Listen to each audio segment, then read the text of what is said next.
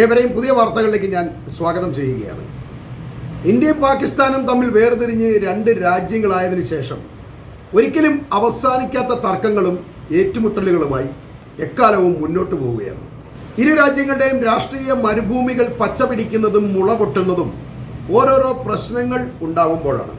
രാഷ്ട്രീയ പ്രതിസന്ധികൾ വരുമ്പോൾ അയൽ രാജ്യത്തേക്ക് ശ്രദ്ധ തിരിച്ചുവിടാൻ കഴിയുന്ന തരത്തിലാണ് ഈ പരസ്പര വിദ്വേഷത്തെ ഇരു രാജ്യങ്ങളും ക്രമീകരിച്ചിരിക്കുന്നത്. ഇതിനിടയിൽ ആക്രമണത്തെ മുസ്ലിം സമൂഹത്തിനെതിരായുള്ള ഒരു പ്രചാരണ ആയുധമാക്കാനാണ് രാജ്യത്തെ ഒരു കൂട്ടം വിദ്വേഷ പ്രചാരകരുടെ ലക്ഷ്യം.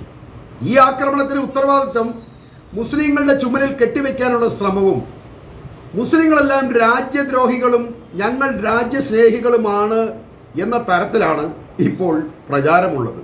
ഇതിനെ പ്രതിരോധിക്കാൻ മുസ്ലിങ്ങളിൽ ചിലർ നടത്തുന്ന പ്രകടനത്തെ ഇന്ത്യൻ മുസ്ലിങ്ങൾ പാകിസ്ഥാൻ പക്ഷക്കാരാണെന്ന വാദം കൊണ്ട് തടയിടാനാണ് ഇക്കൂട്ടർ ശ്രമിക്കുന്നത്. ചില യൂട്യൂബർമാർ തങ്ങളുടെ കുറ്റകൃത്യങ്ങൾ മറച്ചു പിടിക്കാനും മുസ്ലിങ്ങളെ കുറ്റപ്പെടുത്തി ഭരണപക്ഷ പ്രീതി പിടിച്ചുപറ്റാനും ഈ അവസരം നന്നായി തന്നെ ഉപയോഗിക്കുന്നു. അതുകൊണ്ട് തന്നെ നാനാവശത്തു നിന്ന് നോക്കുമ്പോഴും പഹൽഗാം സംഭവം തികച്ചും മതപരമായ ഒരു വേർതിരിവിനായി ഉപയോഗിക്കപ്പെടുന്നു എന്ന് മനസ്സിലാക്കാവുന്നതാണ്.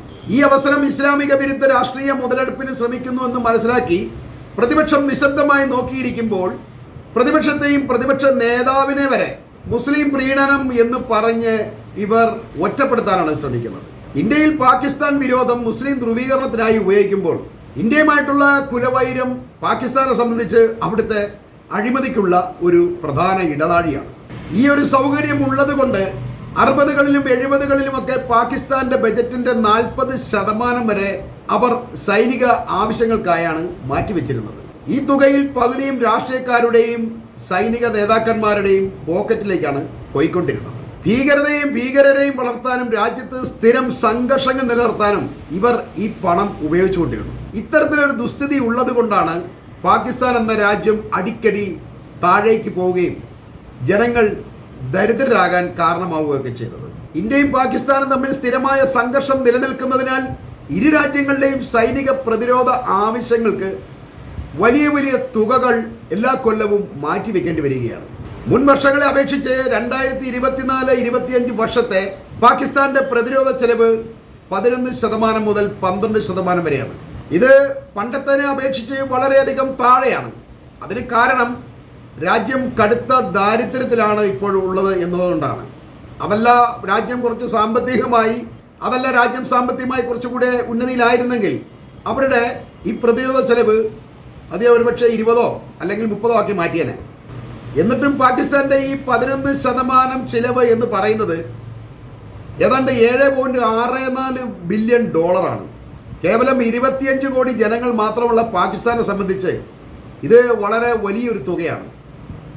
അവരുടെ GDPയുടെ ഏതാണ്ട് 1.9% വരെ എങ്ങാണ്ട് വരും ഈ എമൗണ്ട്. അത് വലിയ തുക തന്നെയാണ്. അതേസമയം 140 കോടിക്ക് മേൽ ജനങ്ങളുള്ള ഇന്ത്യ 2025-26 ബജറ്റിന്റെ 9.5% രാജ്യസുരക്ഷയ്ക്കായി മാറ്റിവെച്ചിരിക്കുന്നത്. ഇത് ഏതാണ്ട് $78 ബില്യൺ അടുത്ത് വരും.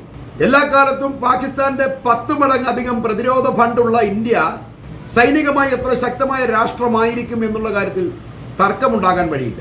ഇത്രയും ശക്തമായ ഇന്ത്യയുമായി പാകിസ്ഥാൻ ഒരു യുദ്ധത്തിന് തയ്യാറാവും എന്ന് പറയുന്നത് വളരെ വലിയൊരു മണ്ടത്തരമാണ്. തന്നെയുമല്ല, യുദ്ധത്തിൽ ഒരിക്കലും പാകിസ്ഥാന് മേൽക്കൈ നേടാനാവാത്ത വിധം മാരക പ്രഹരശേഷിയുള്ള ആയുധങ്ങൾ ഇന്ത്യക്കുണ്ടെന്നും പാകിസ്ഥാൻ അറിയാം. ആണവായുധങ്ങൾ രണ്ട് കക്ഷികളുടെ കയ്യിലും ഉണ്ടെങ്കിലും അത് ഉപയോഗിക്കൽ ഒരിക്കലും പ്രായോഗികമല്ല. കാരണം പാകിസ്ഥാൻ ഉള്ളതിനേക്കാൾ കൂടുതൽ ആണവ ശേഷി ഇന്ത്യക്കുണ്ട് എന്ന് വേണം മനസ്സിലാക്കാൻ. പിന്നെ ഇനി അഥവാ നിക്കക്കള്ളി ഇല്ലാതെ ഈ സാധനം എടുത്ത് എങ്ങോട്ടെങ്കിലും ഇട്ട് കഴിഞ്ഞാൽ തിരിച്ചും അതേപോലെ തന്നെ അവർ പ്രയോഗിച്ചിരിക്കും. അങ്ങനെ രണ്ട് രാജ്യത്തും ലക്ഷക്കണക്കിന് ആൾക്കാരുടെ മരണമായിരിക്കും ഇതിലൂടെ സംഭവിക്കാൻ പോകുന്നത്. അതുകൊണ്ട് ഒരിക്കലും ഇരു രാജ്യങ്ങളും ഈ ഒരു കടുങ്കൈക്ക് തയ്യാറാവില്ല എന്നുള്ള കാര്യം വ്യക്തമാണ്.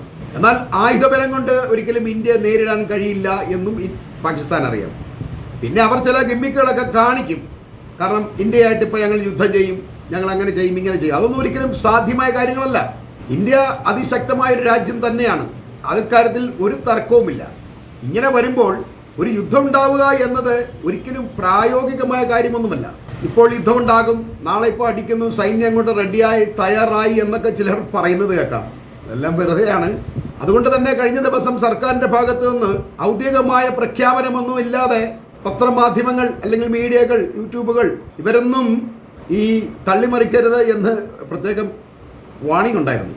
അങ്ങനെയുള്ള എല്ലാവരെയും പോക്കും എന്നാണ് പറയുന്നത്. പ്രകോപനമുണ്ടാക്കുന്ന രീതിയിൽ അല്ലെങ്കിൽ ജനങ്ങളെ തമ്മിൽ അകറ്റുന്ന രീതിയിൽ വിദ്വേഷ പ്രചാരണങ്ങളോ അതല്ലെങ്കിൽ അനാവശ്യമായ ന്യൂസുകളോ, ഒരിക്കലും സർക്കാർ അറിയുക പോലും ചെയ്യാത്ത ന്യൂസുകളൊക്കെ വിടുന്നവർ പിടിക്കപ്പെടും എന്നുള്ളതാണ് വാസ്തവം. ഇന്ത്യയെ സംബന്ധിച്ച് പാകിസ്ഥാൻ ഒരു ഇര പോലുമല്ല. തന്നെയുമല്ല, ഒരു ഉത്തരവാദിത്തമുള്ള ജനാധിപത്യ രാജ്യമെന്ന നിലയ്ക്ക് പാകിസ്ഥാനുമായി പെട്ടെന്നൊരു വലിയ യുദ്ധത്തിൽ ഏർപ്പെടാനൊന്നും ഇന്ത്യക്ക് കഴിയില്ല എന്നുള്ളതാണ് സത്യം. ഇങ്ങനെ വരുമ്പോഴാണ് മറ്റു പ്രതികാര നടപടികളിലേക്ക് ഇന്ത്യ പ്രവേശിക്കേണ്ടി വന്നിരിക്കുന്നത്. സിന്ധു നദീജലം തടഞ്ഞു വെച്ചും ഉറി ഡാമിലെ വെള്ളം പെട്ടെന്ന് തുറന്നു വിട്ടുകൊണ്ട് പാകിസ്ഥാനിലെ താഴ്ന്ന പ്രദേശത്ത് വെള്ളമുണ്ടാക്കിയും ഇന്ത്യയിൽ തങ്ങുന്ന പാകിസ്ഥാനികൾ എത്രയും പെട്ടെന്ന് രാജ്യം വിടണമെന്നും ഒക്കെ പ്രഖ്യാപിച്ചുകൊണ്ടാണ് ഇന്ത്യ പ്രതികാര നടപടികൾ ഇപ്പോൾ ആരംഭിച്ചിരിക്കുന്നത്. ഇതിൽ ആദ്യം പറഞ്ഞ രണ്ട് കാര്യങ്ങൾ പാകിസ്ഥാന് കുറെ നഷ്ടങ്ങളൊക്കെ വരുത്തുമെങ്കിലും ഇന്ത്യയിലെ പാകിസ്ഥാനികൾ രാജ്യം വിടണമെന്ന പ്രഖ്യാപനം കേന്ദ്രം ഭരിക്കുന്ന BJP ഗവൺമെന്റിനെ സംബന്ധിച്ച് ഇപ്പോൾ ഇതൊരു ധീര നടപടിയാണെന്നൊക്കെ ചിത്രീകരിക്കപ്പെടുമെങ്കിലും പിന്നീട് ഈ പാർട്ടിയെ വളരെയധികം കുഴപ്പത്തിലേക്കാവും ഇത് ചെന്ന് ചാടിക്കുക. ഇന്ത്യയുടെ അയൽരാജ്യങ്ങളായ പാകിസ്ഥാനിൽ നിന്നും ബംഗ്ലാദേശിൽ നിന്നും മുസ്ലിങ്ങൾ ഒഴികെയുള്ള എല്ലാവർക്കും ഇന്ത്യൻ പൗരത്വം നൽകുമെന്ന BJP ഗവൺമെന്റിന്റെ പ്രഖ്യാപനം ഈ രാജ്യങ്ങളിലുള്ള ചിലരെയെങ്കിലും സന്തോഷിപ്പിച്ചിട്ടുണ്ടാവാം. ഇതൊരു മുസ്ലിം വിരുദ്ധതയുടെ ആക്കം കൂട്ടാനും മറ്റു മതസ്ഥരെ സന്തോഷിപ്പിക്കാനുമുള്ള ഒരു രാഷ്ട്രീയ തന്ത്രമായിരുന്നു എന്ന് നമ്മൾ അറിയേണ്ടതുണ്ട്. എന്നാൽ ഈ വാക്ക് വിശ്വസിച്ചുകൊണ്ട് പാകിസ്ഥാനിൽ ഉണ്ടായിരുന്ന കൃഷിയിടങ്ങളും വീടുമെല്ലാം വലിച്ചെറിഞ്ഞ് ഇന്ത്യയിലേക്ക് വന്ന ചിലരെങ്കിലുമുണ്ട്. അവരെല്ലാം ഇപ്പോൾ കുടുങ്ങിയിരിക്കുകയാണ്. ഇവരിൽ ഹിന്ദു, ക്രിസ്ത്യൻ, ബുദ്ധ, ജൈന മതക്കാരെല്ലാവരുമുണ്ട്. 2020 മുതൽ ഇന്ത്യയിൽ പ്രവേശിച്ച് സർക്കാർ നൽകിയ തകരപ്പാട്ടയടിച്ച ചേരികളിൽ കഴിഞ്ഞിരുന്ന ഇവർക്ക് ഇക്കാലം അത്രയും പൗരത്വം നൽകിയിട്ടില്ല എന്നതാണ് ശ്രദ്ധേയം. വിളിച്ചു വരുത്തിയ ആവേശമൊന്നും ഈ പൗരത്വം കൊടുക്കാനുള്ള കാര്യത്തിൽ സർക്കാരിന്റെ ഭാഗത്തൊന്നും ഉണ്ടായിട്ടില്ല.